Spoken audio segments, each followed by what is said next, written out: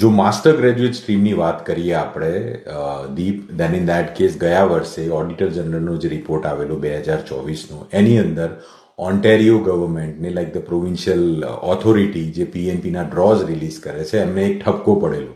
The ઠપકો was like કે તમે લોકો માસ્ટર ગ્રેજ્યુએટ સ્ટ્રીમ પીએચડીના તમે ડ્રોઝ કરો છો, but do you see that there is a significant benefit, significant advantage to the provincial body?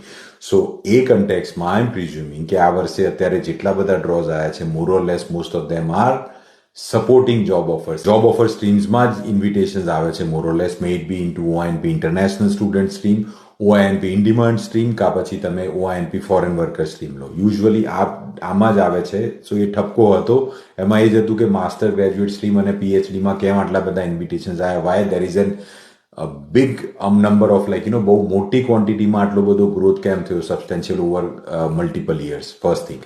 Second thing, એ લોકોએ એ વસ્તુ પણ હાઇલાઇટ કરેલી ઓડિટર જનરલ રિપોર્ટમાં કે તમે જોબ ઓફર સ્ટ્રીમ્સમાં ફોકસ નથી કરી રહ્યા. So this was the reason probably અત્યારે આ વર્ષે માસ્ટર ગ્રેજ્યુએટ સ્ટ્રીમના ડ્રોઝ નથી થઈ રહ્યા.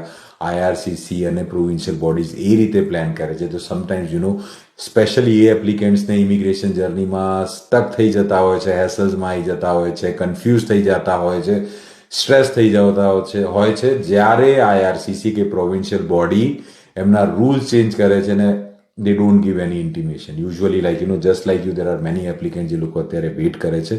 But let's stay positive. Let's strategize your immigration goals. If in case master graduate કે PhD તમે કર્યું હોય, in that case, strategize alternatives. આ ડ્રો આવ્યો, ઓકે, ના આવ્યો તો શું, રાઈટ? એ રીતે પ્લાન કરીને ચાલો, સો દેટ આગળ જઈને પ્રોબ્લેમ ના થાય. Thank you.